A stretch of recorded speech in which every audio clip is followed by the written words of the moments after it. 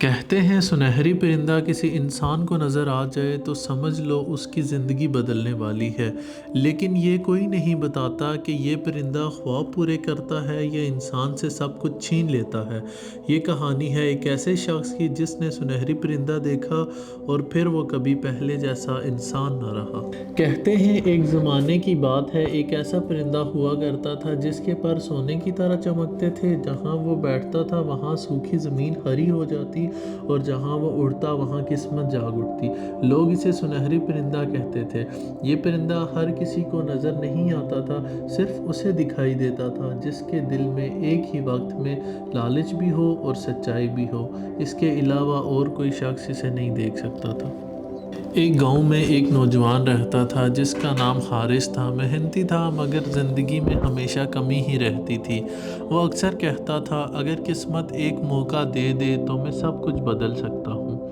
ایک رات گاؤں کے بزرگ نے آگ کے گرد بیٹھے ہوئے کہا، جو سنہری پرندے کو پکڑ لائے وہ ساری دنیا پر راج کر سکتا ہے۔ چند راتوں بعد چاندنی میں جنگل کے بیچ حارث نے ایک روشنی دیکھی۔ وہ پرندہ تھا، سچ میں سونے کی طرح چمکتا ہوا۔ پرندے نے انسانی آواز میں کہا، میں تمہاری زندگی بدل سکتا ہوں مگر اس کی ایک قیمت بھی ہے۔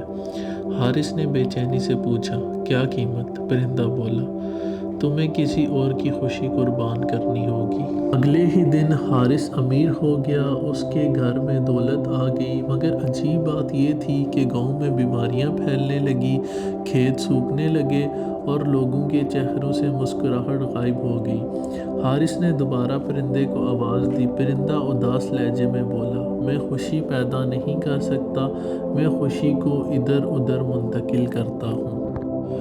تب حارث کو احساس ہوا کہ اس کی خوشی کسی اور کے دکھ کی قیمت پر تھی، اور پھر حارث نے اپنی غلطی سدھارنے کی کوشش کی۔ اس نے اسی رات اس سنہری پرندے کو آواز دی، پرندہ اڑا، آسمان روشن ہو گیا اور گاؤں آہستہ آہستہ سنبھل گیا۔ حارث پھر غریب ہو گیا مگر اس کے دل کا بوجھ ہلکا ہو گیا۔